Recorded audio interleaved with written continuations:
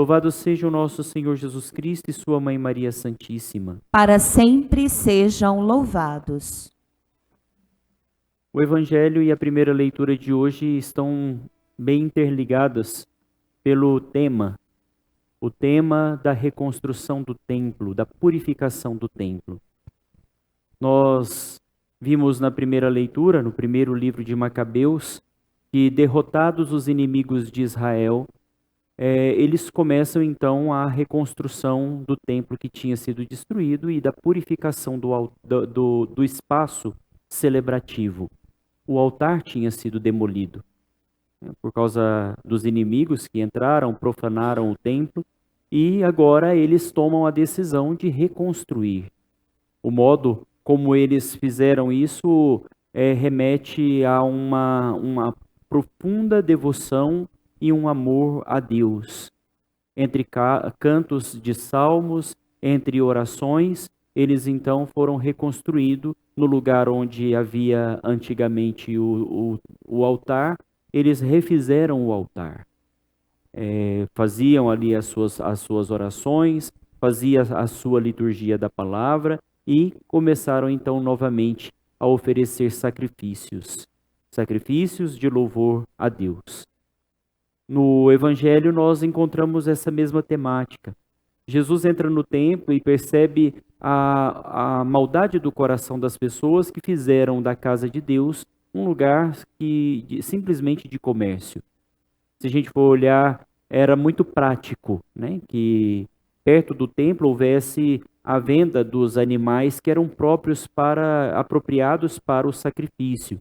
A venda dos bois, das ovelhas, das pombas, porque todos esses animais eram destinados a um sacrifício em favor de Deus, né? Que o povo oferecia todas as vezes que ia até Jerusalém para celebrar o tempo da Páscoa.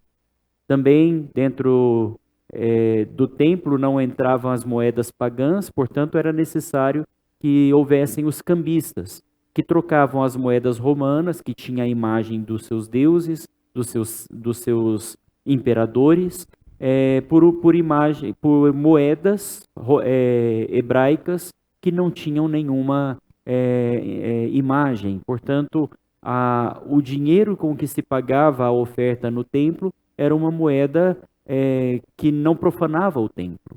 E por isso, haviam os cambistas nas portas, na porta do templo, no pátio do templo.